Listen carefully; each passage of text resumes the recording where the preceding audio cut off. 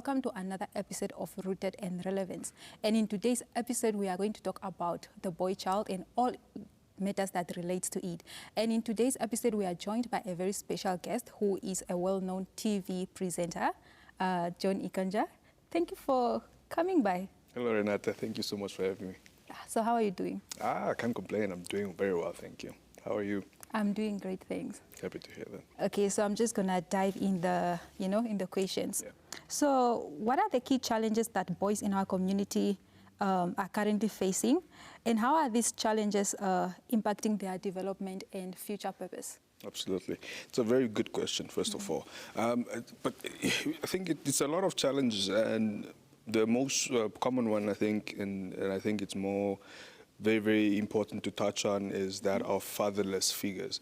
We have a lot of boys who grow up without father figures, and they don't get to have that mentorship and guidance of how to be a man, or how to actually, or someone to get examples from, someone that can help them actually understand or see life through them, and get to learn how to actually, move a certain way, and see how they make the mistakes, how they actually, do good at certain things. And I think that's a challenge that I think is very, very important to talk about, because when you don't have a figure that you look up to, that actually, that you see both their perfections and imperfections, you don't get to, just see life the same. If you don't have a father figure, many boys then get to experience, a lack of a lot of things. They kind of lose value. And with that, most of them would actually get to doing so many wrong things that we hope not to, of course, see develop until today, but it still happens. And yeah, it just becomes a very big challenge. And then you base that now with all the other societal challenges that, of course, are already existing, with the peer pressure, expectations, and all the kind of other challenges. And then, those are really the challenges, if I can put it in simple words. Yeah. You know what you said is so true, because it just reminded me, this other day I attended an event, and one of the panelists spoke about how him not having a father figure, in the household, how it led him to be involved in so many crimes. Yeah. So how do society expectations and stereotypes about masculinity affect the emotional and mental well-being of boys? That's another good question, because look, if you think about it, if you see right now, let's start with the obvious. The statistics of suicide amongst men, it's higher than that of women. And all of that are examples of what actually is now the societal view of what men are supposed to be. Men are perceived, or society teaches men that, or rather shows, in essence, just teaches men. Teaches men to be tough, to not speak out, or to not cry. All of these expectations actually break down the boy child in today's society, because at the end of the day, if you're not able to show your weakness, to not show, to show vulnerability, then it's also seen now as weakness. And because of that, the mental state of a young man is then affected and downgraded.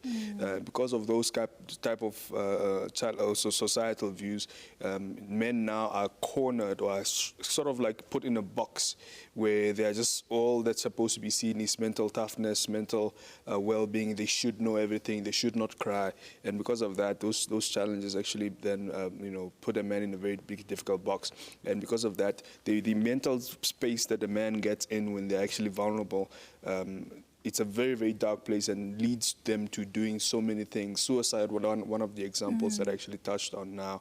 And even other things, just losing oneself, losing your values, and losing, your potential of what actually you could be to not only your siblings, your brother, or your children, if one can put it that way. But more than anything, it's a very bad thing. It's a very negative thing, and I think we really need to work towards, changing the views of society of a young boy. It's really, really not good to see the high statistics of suicide amongst men, and I think there's so many practices that we can do, so many things we can do to, uplift the young boy today in today's world. And there are many practical things such as celebrating a young man, making sure that, you are there for them as well. Seeing them not only as a strong human being or supposedly strong human being, but just looking at them as a normal human being who has feelings, who also has, dark feelings within themselves as well, and so being someone who's actually like a real human that can be as vulnerable as any other person, like a woman, for instance. Okay, that is so insightful. So how do education and family environments influence the behavior and opportunities that are available for the boy child?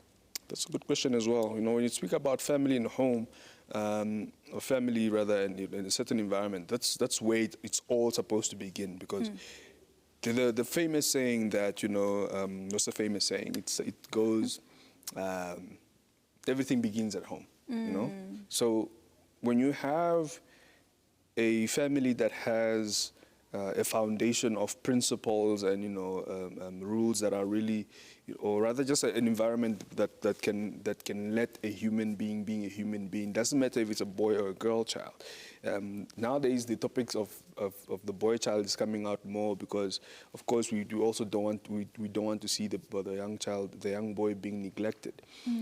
So the house plays a very, very impactful role in how a man is brought up in today's society and the community that they live in. When you have a home that actually shows support to a young man, both when they are succeeding and when they are also experiencing challenges, that actually is a very, very, very important space for them to actually develop and see the world differently and be a man that actually is going to help other men, break the cycle of this of the stigmas that, of course, now we are seeing amongst men. And I think more than anything, if a man is raised out of a good home, knowing that he's truly loved, he's allowed to be the man that he is, the boy that he is, vulnerable, and also, seen to be celebrated as well. We open a door for many young men to be, taught how to actually live as a human as possible. Yeah.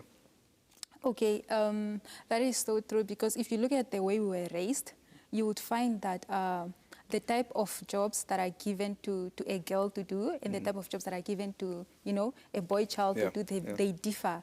And even how they are because you spoke about how the boy child is not even, allowed to cry and so on. They are required to be strong. So basically, what I'm getting from this conversation, even if you have a father figure that is, that is available in the household and so on, if the way you are being raised and the way you are being treated as a boy child, is affecting your emotions and so on, you are still gonna have issues when you are growing up. Absolutely. Yeah. So. Okay, I think you touched on this one, but I'm still gonna, ask you. So what are some practical steps that communities can take to better support boys in overcoming obstacles and achieving their full potential? Yeah, just to expand on what I already mentioned is, of course, celebrating the young man, also opening up a space where they can openly or freely speak about what they are feeling and also express themselves.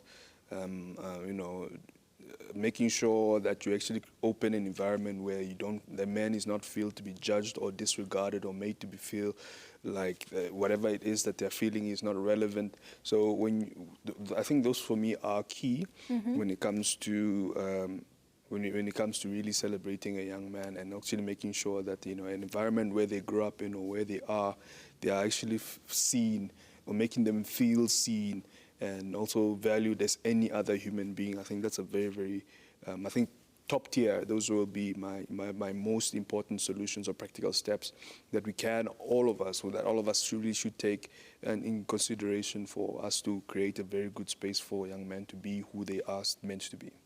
Okay, and to wrap up our conversation, what advice can you give to adults that find themselves, having a lot of challenges, or let me say trauma, that they got when when they were growing up and so on. That's a very, very important topic, and I think I'm speaking from my experience as well, who also got to discover a little bit about past trauma and how to overcome them. And what worked for me is a lot of therapy, a lot of church, and all of that, and it really is some of those practical steps. If we really are able to open conversations on that, starting from at home. Starting to actually, I mean, on a random day, you can just, call any sibling or anyone else that you have in the house and just say, oh, are you okay? Is there anything that you need? And these are conversations that go on every single time. We have campaigns that are being run by not only government institutions, but even private or even people. I mean, that also then led to me starting my foundation, which is Twahepa Foundation, and through this is also through the objectives of my foundation is of course one of the pillars that we're looking at is of course to speak about how we can actually help other young people, discover their true potential, and also then eliminate what this is the new disease that is of course then affecting most of us, which is mental health. So it's through mentorship, it's through making sure that we have spaces where young people are mentored, adults also, of course, also then be having a space to learn about how they can support people that are going through or experiencing mental health challenges. I mean, there's so many ways that we can do this, and I think it's very, very possible if we just start a simple, small, and short conversation that is actually true. I believe that we can go a long way. And I think we can save so many lives, because even until this day, it's really sad to hear that there are young people that are still out there having suicidal thoughts, who are felt neglected or sort of using substances as an escape from what they are really feeling, and not really opening doors for conversation and actually getting the help that they need.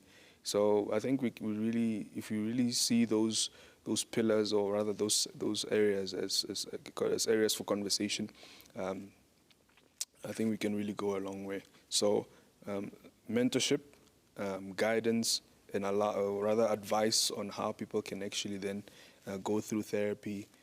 We can do it in so many ways. It's church community, schools, at workplaces. Anyway, there's so many ways we can do this, and if we can really also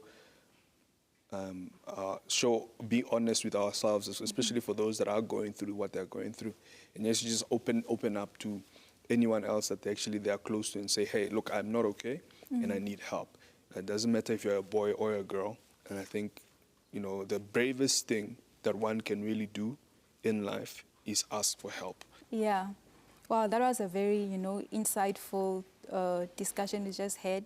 I learned so much about how to treat, my boy kids in the future. Also how to handle because I have brothers, and I feel like the way, we have grown up together, the way I treated, the way, like their emotions and so on, it was so different. And I feel like from this conversation that we just had, I'm honestly going to do better in the future. Absolutely. Yeah. Thank you so much, for coming by.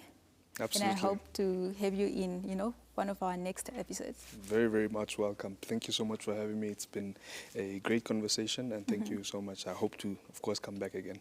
Yeah.